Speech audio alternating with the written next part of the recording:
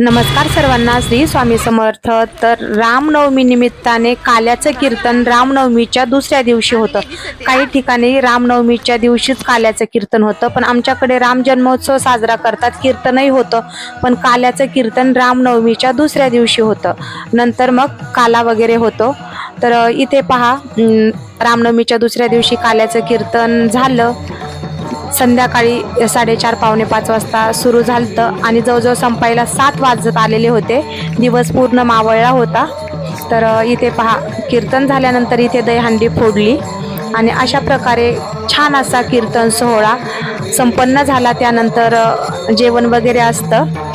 तर इथे अशा प्रकारे कीर्तन झालं आणि काल्याचा प्रसाद वगैरे सर्वांना दिला।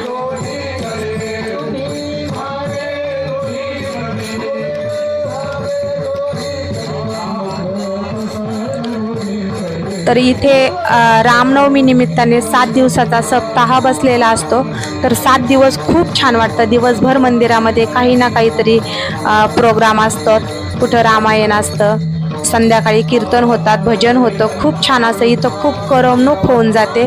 आणि कधीतरी वर्षा 6 महिन्यातूनच असे कार्यक्रम येतात आणि आपण त्यामध्ये सहभाग घेतल्यानंतर खूपच छान वाटतं। आपल्यालाही त्याची सवय लागल्यानंतर आपल्याही मनाला आनंद मिळतो। आणि कीर्तन झाल्यानंतर काल्याचा प्रसाद वगैरे दिला आणि त्यानंतर मग आम्ही राम मंदिरामध्ये दर्शनासाठी गेलोत।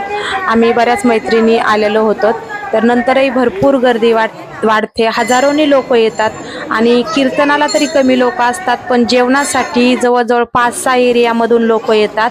तर भरपूर अशी जेवणाची रांग लागलेली असते। जवळजवळ अर्धा पाऊण तास रांगेत उभं राहावं लागतं, एवढी जेवणाची रांग लागते, भरपूर लोक येतात।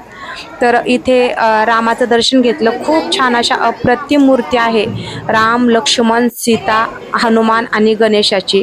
खूप छान, म्हणजे आता याच्यात एवढ्या स्पष्ट दिसल्या नाही, पण खूप सुंदर अशा मूर्त्या आहेत आणि खूपच छान या दिवशी त्यांना सजवलेलं असतं। तर दर्शन झाल्यानंतर मग 7च्या दरम्यान कीर्तन संपलं। 7:30च्या दरम्यान जेवणाला सुरुवात होणार होती। तर मग आम्ही बाहेर जातो तेवढ्यात रांगेलाही सुरुवात झाली होती, जेवणाची भरपूर अशी रांग लागलेली होती। तर इथे जाता जाता जुने शेजारी होते आमचे, 10 वर्षापूर्वी आम्ही शेजारी राहत होतो। तर अधूनमधून भेट होतच असते, पण इथे भेट झाली बऱ्याच दिवसातून। तर त्यांनाही खूप आनंद झाला, मलाही खूप आनंद झाला।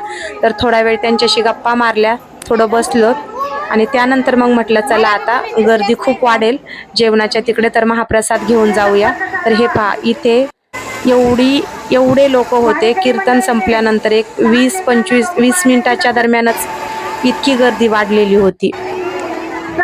तर कसं, म्हणजे असे लोक नाही आले तरी पण महाप्रसाद घेण्यासाठी लांबून कुठून लोक येत असतात, असा भंडारा वगैरे देवाच्या ठिकाणी जेवण असल्यानंतर। तर इथे पहा, जवळजवळ आम्ही पाऊण तास रांगेमध्ये होतो। सध्या थोडं उन्हाळ्याचीही सुरुवात झालेली आहे आणि गरमीही वाढलेली आहे। तर अशा गर्दीमध्ये तर गरमीने नको होतं। तर समोर असं टेबल काउंटर बनवलेलं आहे आणि 8-10 जण तिथे प्रत्येक गोष्ट वाढायला 1-1, 2-2 जण उभे केलेले आहेत आणि रांगेमध्ये जाऊन तिथं एका ठिकाणी पात्र वगैरे देतात आणि तिथं जाऊन आपण प्रसाद घ्यायचा, वाढायची छान अशी सोय आहे। तर अशा प्रकारे महाप्रसाद घेतला, जेवण वगैरे केलं आणि त्यानंतर मग आम्ही निघालो होतो घरी येण्यासाठी। तर पहा, इथे बसून जेवण केलं आणि परत येण्यासाठी निघालो होतो। तर ही रांग पहा, मंदिर कुठं आहे आणि मंदिराच्या नंतर इकडे भरपूर अशा जवळजवळ 5-6 रांग लागलेल्या आहेत। तर आम्ही निघालो होतो घरी। व्हिडिओ पाहिल्याबद्दल धन्यवाद।